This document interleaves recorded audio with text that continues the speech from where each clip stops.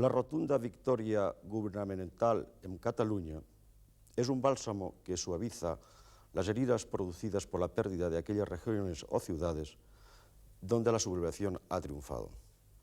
No serán estas las únicas victorias republicanas en el proceso que parte a España en dos, en los confusos días que abren la segunda quincena del mes de julio. El 20 del mismo mes, en Alcalá de Henares, se sublevan algunos jóvenes oficiales y dan muerte al teniente coronel Montarde. Pero los aviadores militares del cercano aeródromo, fieles a la República, bombardean en la tarde del mismo día los cuarteles de los sediciosos.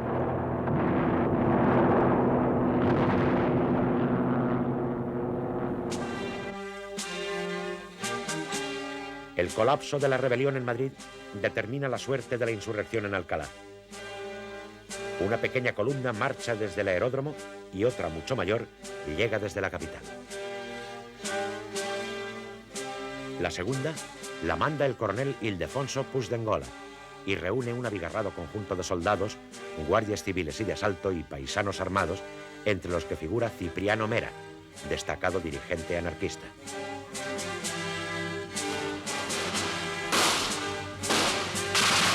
El día 21, los rebeldes de Alcalá de Henares se rinden a Puigdengola, que evita que los jefes y oficiales rebeldes sean masacrados.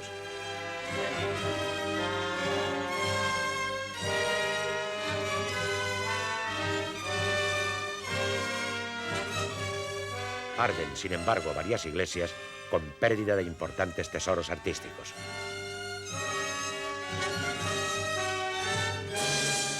En Guadalajara triunfa momentáneamente el alzamiento el 21 de julio. Cuando se sabe que la insurrección ha fracasado en Alcalá de Henares, los conspiradores se levantan y ocupan el ayuntamiento, la Casa del Pueblo y el gobierno civil.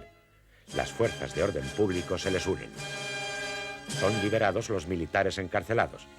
González de Lara asume el mando, aunque el hombre fuerte de la situación es el teniente coronel Rafael Ortiz de Zárate. El gobierno envía a Guadalajara a todos aquellos elementos que puede reunir, mientras numerosos grupos de civiles convergen sobre la ciudad. El 22 de julio se producen las primeras escaramuzas sangrientas, al ser sorprendidas las avanzadillas de milicianos por las ametralladoras de los sublevados.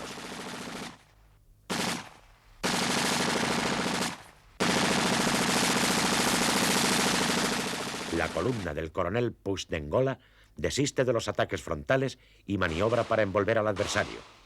Poco a poco, los focos de resistencia son sometidos.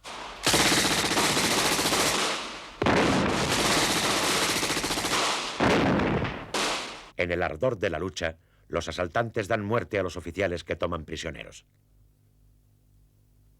González de Lara, Delgado, Ortiz de Zárate y muchos otros son abatidos en estas circunstancias. Un trágico epílogo lo constituye el incendio y saqueo de conventos e iglesias. A ello se une el asesinato de numerosas personas de derechas.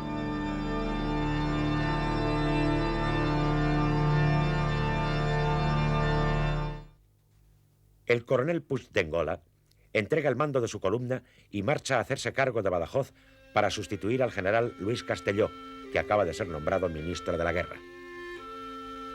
En Badajoz, el alzamiento ha fracasado desde el principio gracias a la fidelidad del regimiento de infantería y de las fuerzas de orden público que aíslan fácilmente al pequeño núcleo conspirador.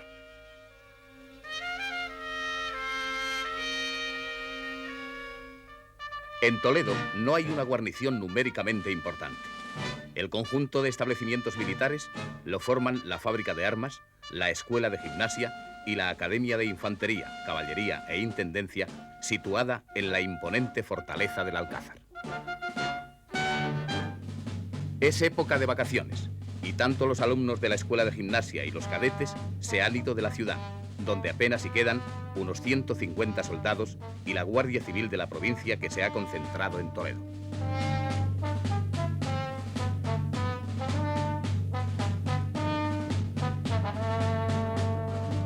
La máxima autoridad militar es el coronel José Moscardó, director de la Escuela de Gimnasia, quien no se compromete formalmente con el alzamiento, pero procura desobedecer las perentorias llamadas que le hacen desde Madrid diversas autoridades para que envíe las municiones y el armamento depositado en la fábrica de armas. El 21 de julio, sin poder aplazar ya más su decisión, Moscardó proclama el estado de guerra. Una compañía sale del Alcázar y da a conocer el bando.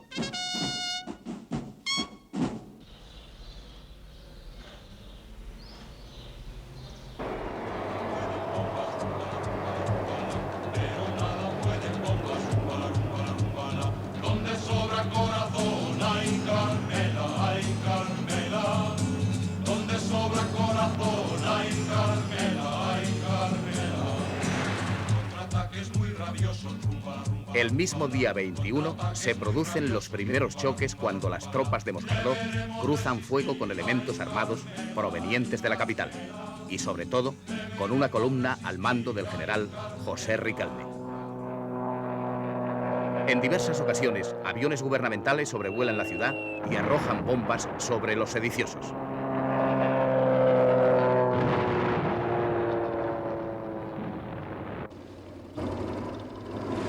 Progresivamente, los insurgentes se repliegan hacia el Alcázar, de modo que el 22 de julio las fuerzas republicanas toman la fábrica de armas.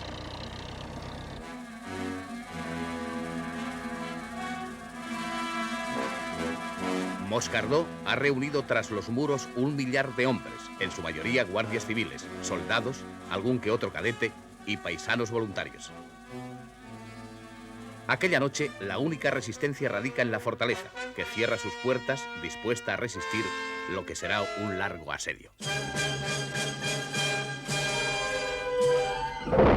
Muchos familiares de los sublevados les acompañan y con ellos hay cierto número de rehenes. Se ha hecho acopio de gran cantidad de munición procedente de la fábrica de armas.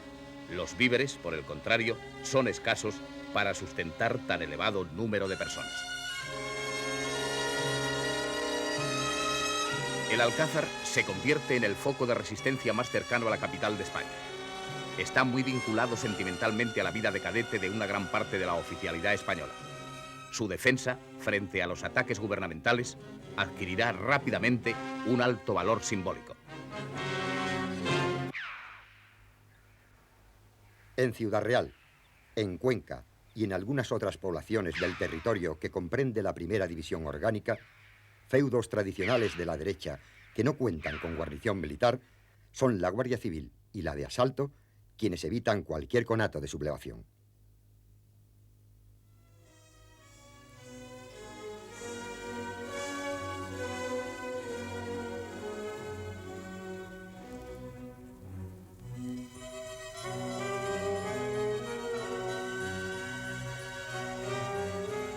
En Valencia comienzan a circular insistentemente el 18 de julio rumores sobre los acontecimientos de Marruecos, confirmados por la prensa al día siguiente.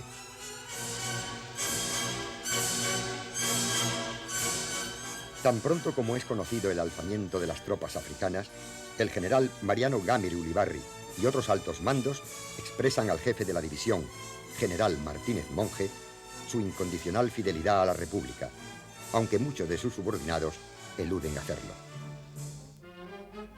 El pueblo valenciano vive su jornada dominical del 19 de julio como un día festivo cualquiera. Incluso se celebra el desencajonamiento de los toros que serán lidiados en su próxima feria. No obstante, esta calma es engañosa. Luis Lucia, líder de la derecha regional valenciana, manda un telegrama al gobierno que alcanza gran difusión. Como exministro de la República, como jefe de la derecha regional y como español, levanto en esta hora grave el corazón por encima de todas las diferencias políticas para ponerme al lado de las autoridades del gobierno y de la República. Que uno de los máximos dirigentes derechistas condene la rebelión es un gran triunfo político para el gobierno, pero crea un auténtico desconcierto entre sus numerosos afiliados comprometidos ya con la sublevación, y hacen recapacitar a otros que, aunque no formalmente conjurados, simpatizan con ella. Frente a ese desconcierto de la derecha, las izquierdas reaccionan de manera rápida y unánime. Todas las organizaciones que apoyan a la República forman el llamado Comité Ejecutivo Popular, que desbordando al propio gobernador civil, Braulio Solsona, se hace con el poder en la ciudad.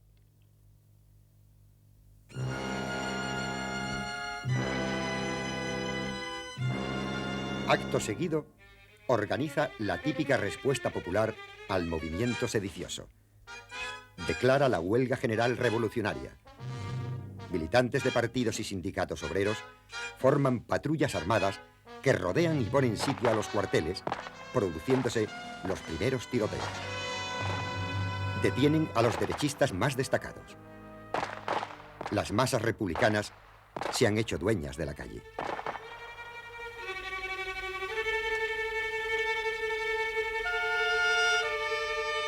Como si la Iglesia Católica fuera la causante de todos sus males, las masas izquierdistas inician el viejo y trágico ritual del anticlericalismo, la quema de iglesias y conventos.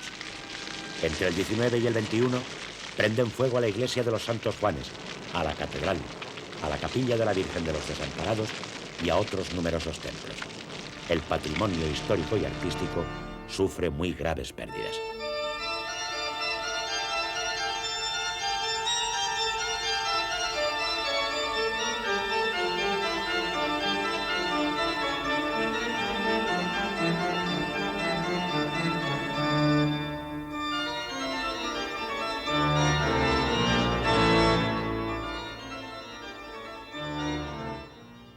El gobierno nombra una junta delegada encabezada por el presidente de las Cortes, Diego Martínez Barrio, con la intención de clarificar la situación castrense en Valencia.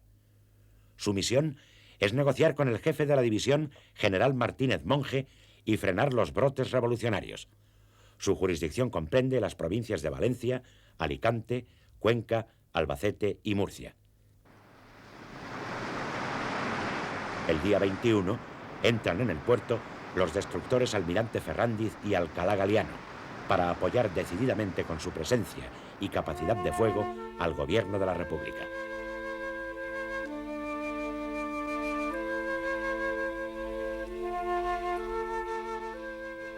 La situación es realmente confusa y va a tardar varios días en clarificarse.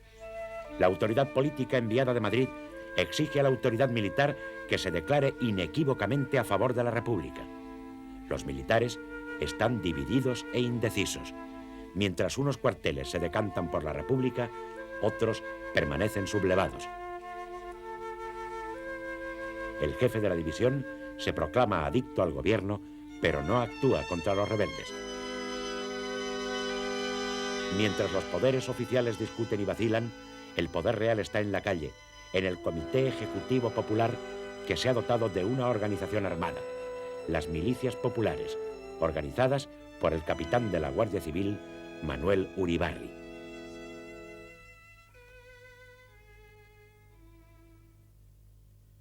Entre los cuarteles que permanecen sublevados está el de Paterna, en las afueras de la ciudad.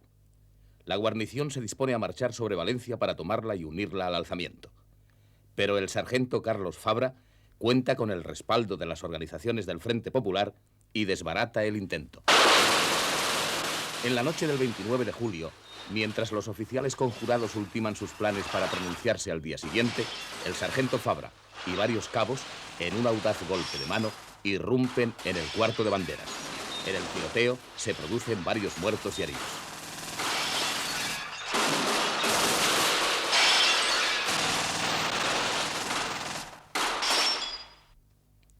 Paisanos que esperaban en las inmediaciones penetran en el cuartel y confraternizan con los soldados. Fabra se hace cargo del mando del batallón. Los jefes rebeldes son detenidos. Esta acción convierte al sargento Carlos Fabra en el héroe popular que simboliza la defensa de la República. Es ascendido de inmediato a teniente. Como resultado de lo ocurrido en Paterna, el 30 de julio, el general Martínez Monge publica una nota afirmando que no hay motivo para dudar de la lealtad de la guarnición de Valencia. Sin embargo, los cuarteles de la Alameda se convierten en un reducto firme y decidido de la rebelión militar valenciana contra la República. Acuden a refugiarse en ellos oficiales disconformes con la legalidad acatada por sus unidades y además falangistas, requetés y paisanos partidarios del alzamiento. Cuando la Junta Delegada del Gobierno les ordena formar unidades expedicionarias que marchen a Madrid, los mandos de ambos regimientos se niegan a obedecer las órdenes. Esto les sitúa en franca y abierta sedición.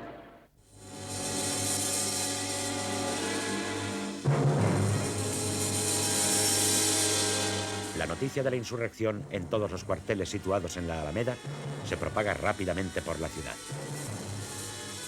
El 1 de agosto, numerosos milicianos, marineros de los destructores surtos en el puerto, soldados y fuerzas de orden público cercan y atacan a los cuarteles. La lucha se mantiene durante toda la noche.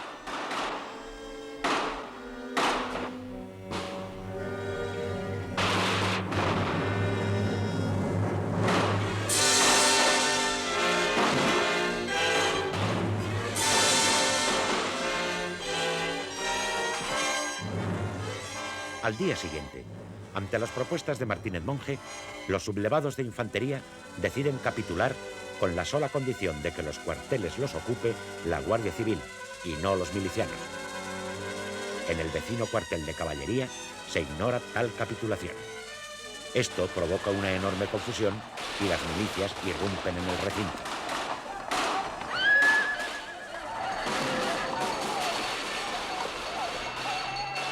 Los oficiales prisioneros son trasladados al mercante Mar Cantábrico, convertido provisionalmente en prisión.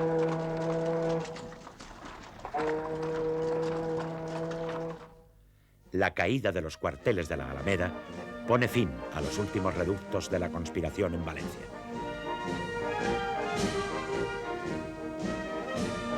Las masas requisan los pertrechos bélicos.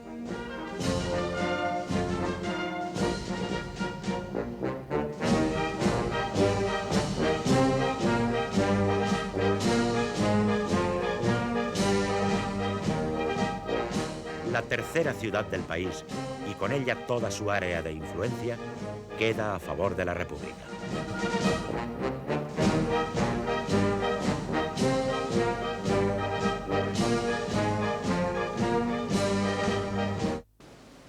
En Alicante, controla con plena autoridad la situación el gobernador civil Valdés Casas, y al revés de lo que ocurre en otras capitales, incluso es obedecido por el Frente Popular.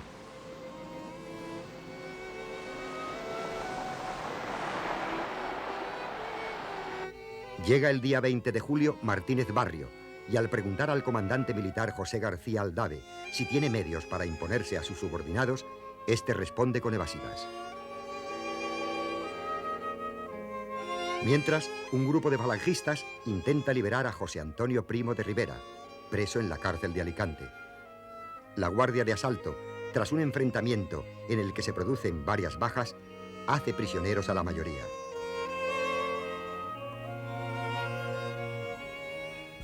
Las tropas permanecen en estado de alerta mientras grupos de milicianos armados rodean los cuarteles. El día 23, los oficiales próximos a la sublevación depondrán su actitud.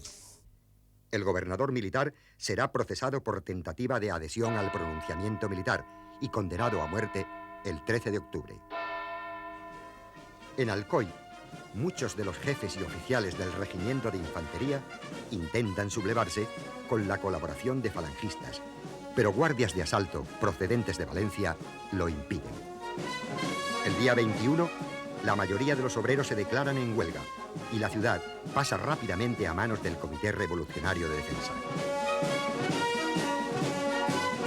En Castellón de la Plana, los oficiales del Ejército y de la Guardia Civil esperan el alzamiento en Valencia.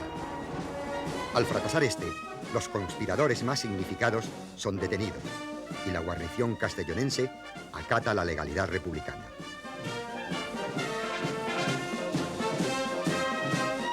Posteriormente se forma una columna compuesta por guardias civiles, carabineros y milicianos que marcha a Teruel para sofocar la rebelión. Cuando llegan a la Puebla de Valverde, los guardias civiles se sublevan, dominan a los milicianos y detienen a los jefes que serán fusilados en Teruel. En Murcia, manda el regimiento de artillería el coronel Jorge Cabañes Mata. Desligado del movimiento subversivo, su firme actitud impide el conato revolucionario. Sus oficiales no seguirán el movimiento subversivo. En Cartagena, el fracaso de la sublevación se debe en parte a la lealtad del comandante militar general Toribio Martínez Cabrera y en parte a la indecisión del jefe de la base, vicealmirante Francisco Márquez Román. Este último, si bien simpatiza con los sediciosos, no se decide a pasar a la acción, influido por la dilación de Valencia en sumarse al levantamiento. La proclama de Franco se recibe en la base naval a las 10 de la mañana del día 18 de julio. Pero desde este momento, la estación de radio queda controlada por el oficial segundo radiotelegrafista Manuel Rodríguez Albiol, quien intercepta los mensajes enviados por los sublevados y difunde únicamente los de origen gubernamental.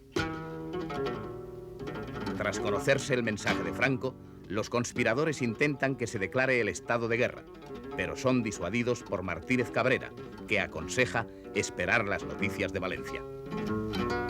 El mismo día 18, la población civil se hace dueña de la calle y el arsenal queda sitiado por las fuerzas de asalto y carabineros a las que se unen civiles armados.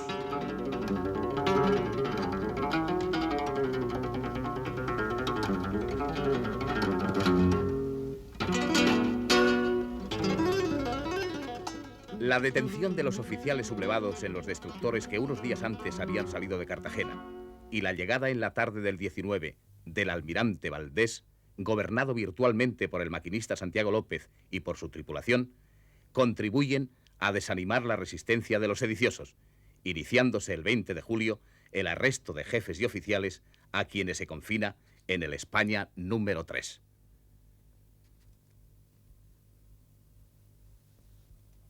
A partir de este momento, los mandos son designados por votación de los subalternos. Asume la jefatura de la base de submarinos el segundo maquinista del C5, Manuel Gutiérrez Pérez, quien se autodesigna jefe del arsenal. El mando de la base recae en el teniente de navío Antonio Ruiz González, nombramiento que confirma el presidente Giral al tiempo que dispone el cese del vicealmirante Márquez Román. En la zona del Mar Menor había dos bases aéreas, la de San Javier y la de los Alcázares. La de San Javier se sublevó el día 18 de julio, la de los Alcázares permaneció fiel a la República y de ella partieron a la de San Javier una serie de militares que redujeron a los rebeldes.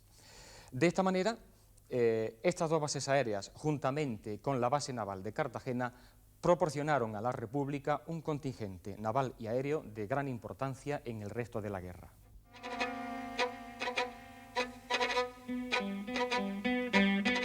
En Albacete, por el contrario, triunfa el alzamiento momentáneamente. El comandante militar, apoyado por núcleos reducidos del ejército y las fuerzas de orden público, se hace con el poder. Al día siguiente se declara la huelga general y la situación queda estacionaria.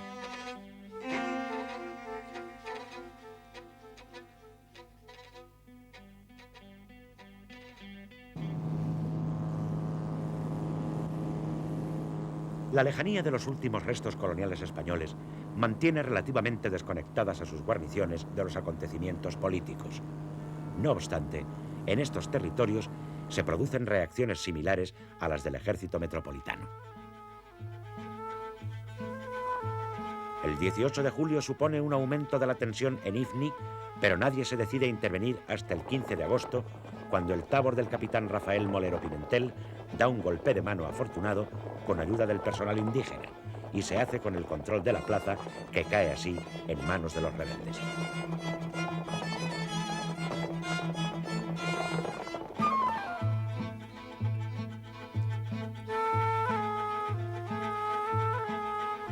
El capitán Molero ofrece la oportunidad a sus compañeros leales a la República de que se marchen a la zona francesa, de donde pasarán a zona gubernamental.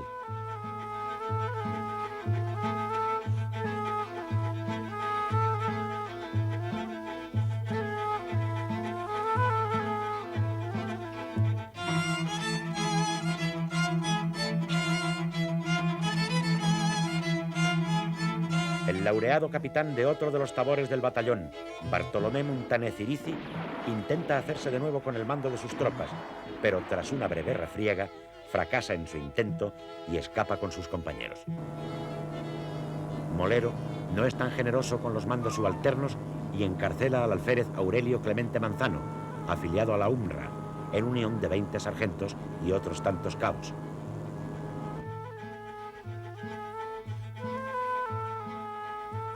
A todos los envía presos a Canarias, donde algunos de ellos serán fusilados.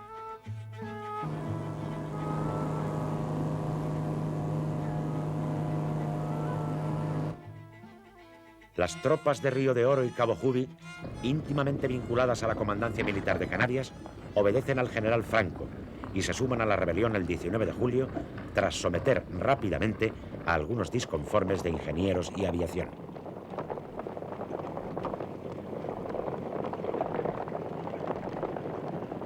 En el Sáhara español, la situación se decanta enseguida del lado rebelde.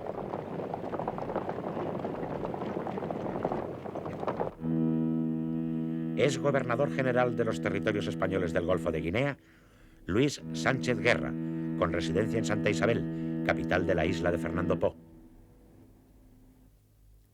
Tras un periodo de indecisiones, dimite el 17 de septiembre y antes de que llegue su sustituto, el jefe de la Guardia Colonial, teniente coronel Luis Serrano Maranges, declara el estado de guerra, ocupa el edificio del gobierno y proclama su adhesión a los rebeldes. Sin embargo, en Bata, el subgobernador se mantiene fiel a la República y consigue imponer su autoridad tras breves escaramuzas.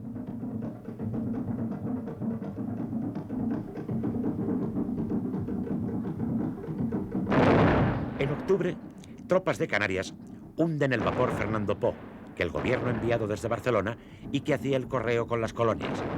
Son ocupados la ciudad y todo el territorio continental de Guinea. Las islas y el continente guineano quedan incorporados a la zona insurgente, a las que aportan sus recursos económicos consistentes en madera y cacao fundamentalmente.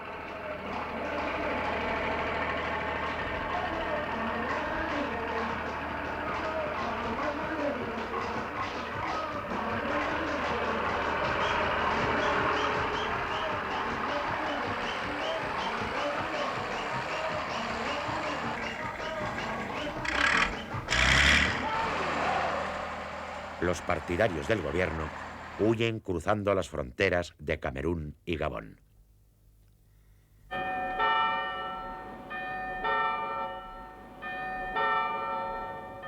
La sublevación militar cae como un mazazo sobre el presidente de la República, Manuel Azaña, ya que prueba hasta la saciedad que tanto él como el anterior jefe del gobierno, Santiago Casares Quiroga, cometieron un trágico error al subestimar el alcance real de la conspiración.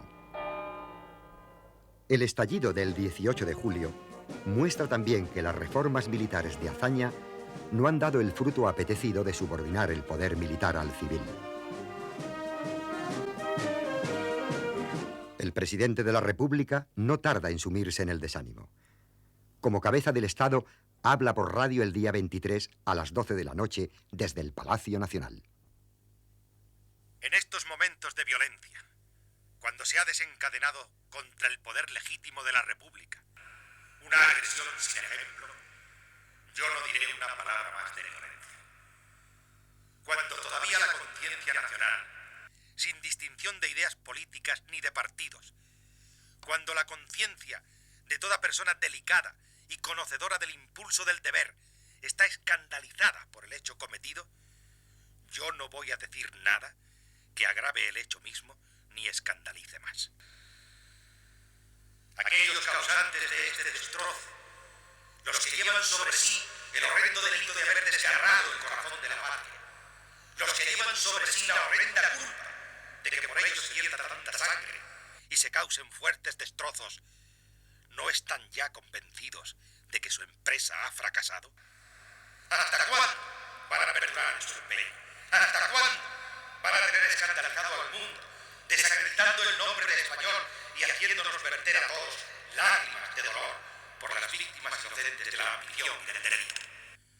Cada cada día que pase y persistan en su rebeldía, hasta que sea domada por la fuerza de las armas, como lo será, si antes no deponen su actitud, agravan su culpa, y de ella responderán ante la conciencia nacional como un día han de responder de la historia.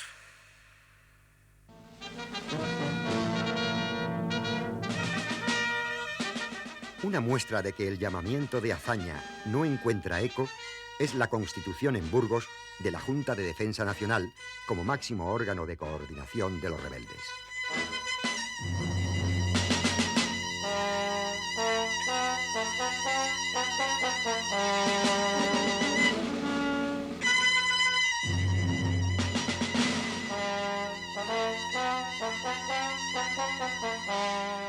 Sanjurjo ha muerto días antes y se nombra como presidente a Cabanellas, el general sublevado con mayor graduación y antigüedad. Se integran como vocales los generales Saliquet, Mola, Dávila y Ponte, y los coroneles Montaner y Moreno. El hombre fuerte de la Junta es Mola, que simultanea su cargo con el mando del Ejército del Norte. En cambio, Cabanellas abandona el mando de la División de Zaragoza. Todos los miembros de la Junta pertenecen a la zona norte de la sublevación, porque es donde existen los medios para la pronta toma de Madrid. La Junta proclama al constituirse: no somos rebeldes porque ahora y siempre obedecemos al supremo deber del patriotismo. No usurpamos la autoridad, sino que recogemos el poder abandonado entre fango y entre sangre en medio del arroyo.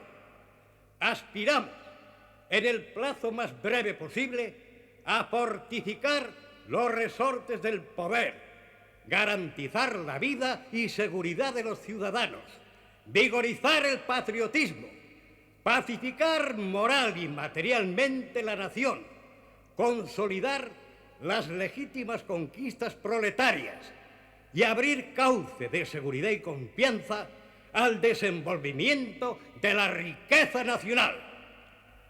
Nada tienen que temer de nosotros ni las legítimas autonomías regionales ni las conquistas intangibles de las clases trabajadoras. El pronunciamiento militar falla en su objetivo de apoderarse rápidamente de los resortes del Estado. A su vez, la República también fracasa al no conseguir reducir los focos de la insurrección. La rebelión logra, no obstante, algo fundamental: establecer su propio poder en la zona que controla. Allí donde no triunfa, provoca el desmoronamiento del Estado republicano. En la zona gubernamental proliferan numerosos poderes de hecho. Sindicatos, milicias, partidos políticos y autoridades intentan suplir espontáneamente al gobierno central, entrecruzan sus iniciativas y tratan de organizar la resistencia en un clima de gran efervescencia popular.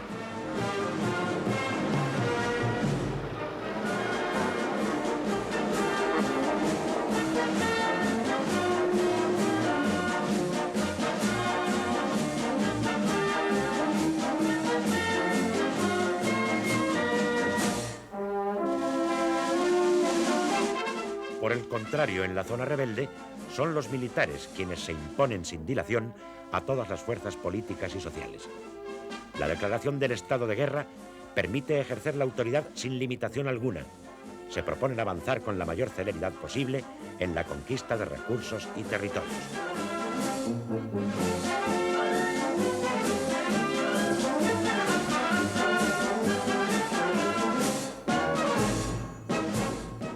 A la semana de iniciarse la rebelión, el gobierno controla 21 capitales de provincia y los sublevados 29, además del protectorado marroquí.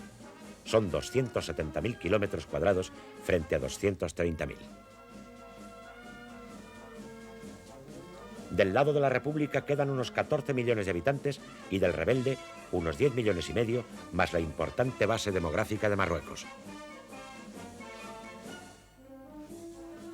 La costa mediterránea, la Cantábrica y los mejores accesos a Francia están en poder de los republicanos. Los sediciosos dominan, en cambio, casi toda la frontera con Portugal, los puertos gallegos, varios en el sur, y el archipiélago balear, salvo Menorca.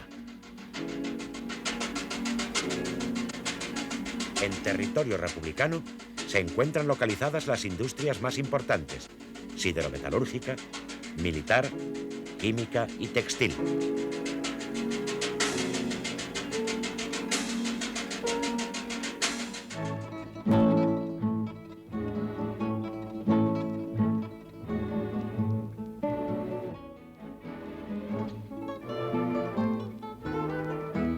La agricultura mediterránea, parte de la riqueza olivarera, los cereales de Castilla la Nueva y una porción considerable de los recursos mineros: carbón, hierro, plomo, mercurio, sales potásicas, etc.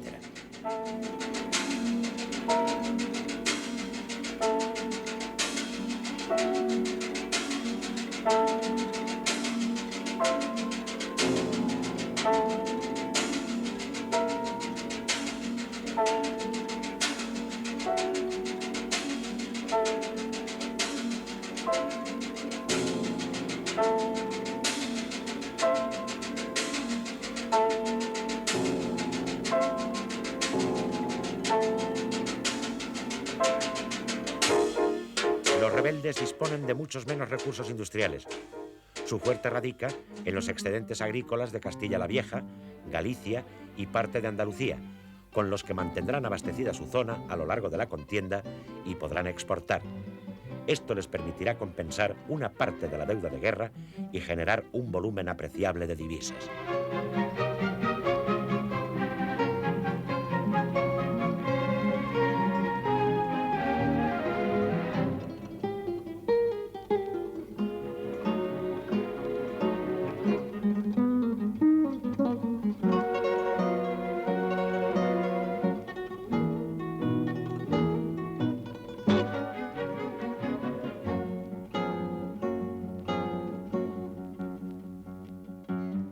Las reservas de oro de la nación y parte de la plata quedan bajo el control del gobierno.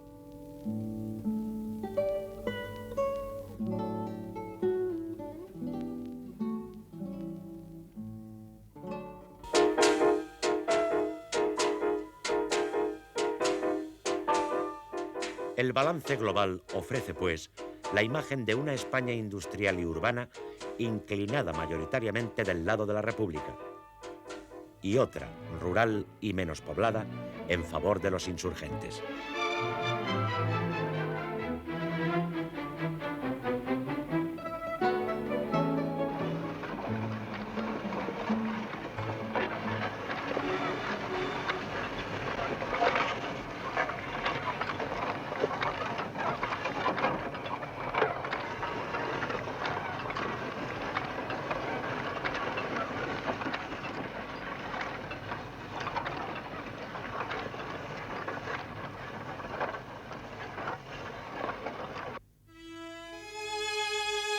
De los 17 generales que constituyen en julio de 1936 la cúspide del mando militar, únicamente se sublevan 4.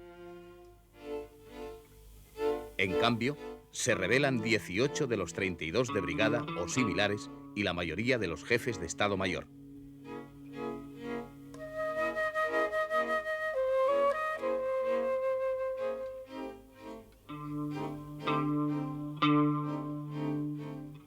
Solo entre el 15 y el 20% de los militares profesionales están con la República, a menudo en circunstancias condicionadas por la geografía.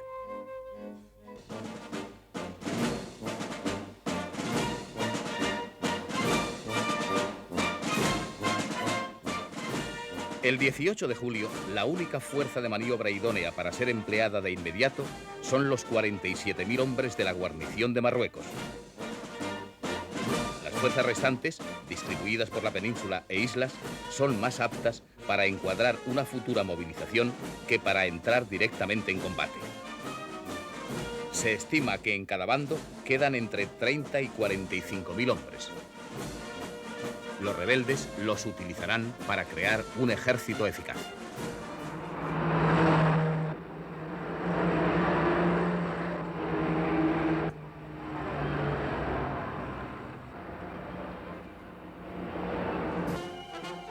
En el bando republicano, los precipitados decretos de disolución de regimientos y el licenciamiento de tropas merman las unidades y el conjunto armado prácticamente desaparece. En las fuerzas de orden público, la distribución entre los contendientes es muy desigual. En conjunto, hay más efectivos de la Guardia Civil fieles al gobierno que a la sublevación. La lealtad republicana de su jefe, General Pozas, y la tradición de disciplina y obediencia del Instituto al poder constituido se contrapesan con su carácter militar, que subordina a muchas de sus unidades a los mandos sublevados. El Cuerpo de Seguridad y Asalto, creado por la República, permanece mayoritariamente con el gobierno porque gran parte de la oficialidad republicana ha reingresado en sus filas después de las elecciones de febrero.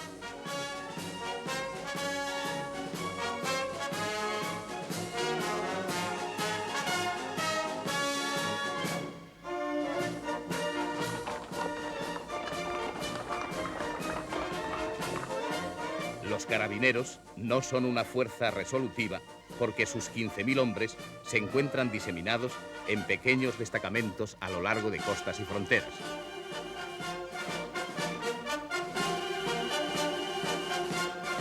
El cuerpo tiene una ejecutoria liberal, pero se halla muy vinculado al ejército. En conjunto, es un número mayor el que permanece leal a la República.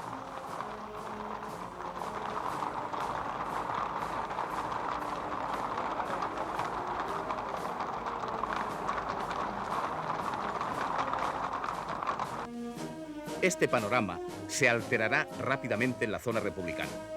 Arrastrados por el entusiasmo popular, destruidos los mecanismos del mando y enfrentados a los rebeldes, gran número de guardias y carabineros abandonan sus unidades y se incorporan a las milicias.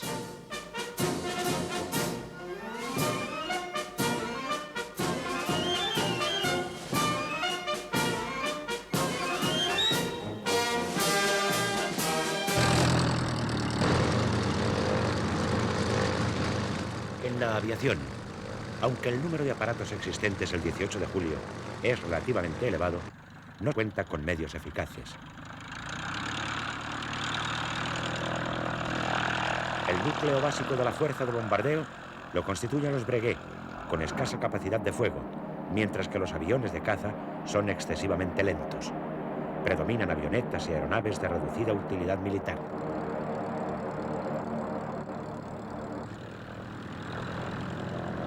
La mayor parte de las bases y escuelas aéreas carece de los medios necesarios para sostener una verdadera contienda.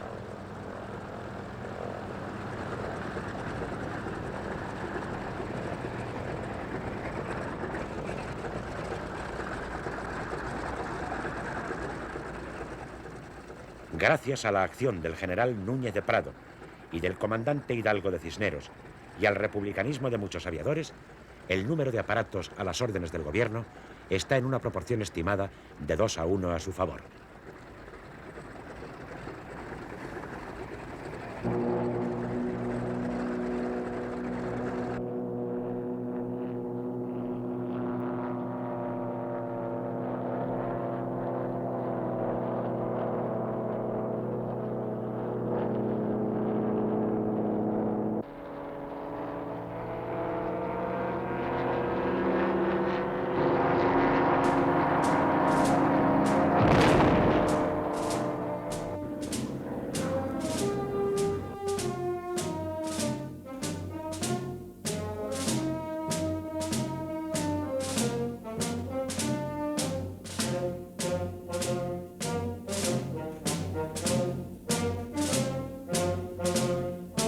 En la Armada, la mayoría de los efectivos quedan al lado del gobierno.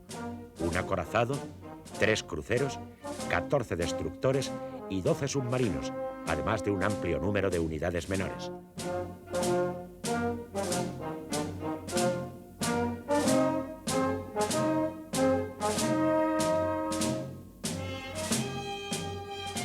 Los sublevados apenas disponen de 2 buques con fuerza operativa, el destructor Velasco y el crucero Almirante Cervera.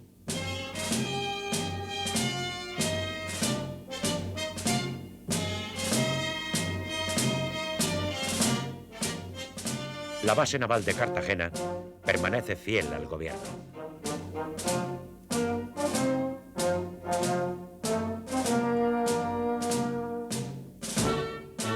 Quedan en poder de los sublevados las de San Fernando y el Ferrol.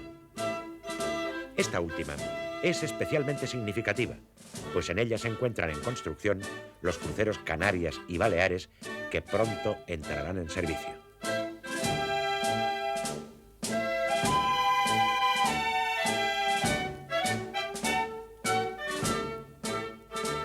La superioridad material republicana en el mar está debilitada, no obstante, por la carencia de jefes y oficiales. En su mayor parte han intentado sublevarse, si bien la marinería lo ha impedido. La flota se halla en manos de los comités de los barcos o de algunos mandos subalternos. El gobierno tardará meses en establecer un mando único efectivo.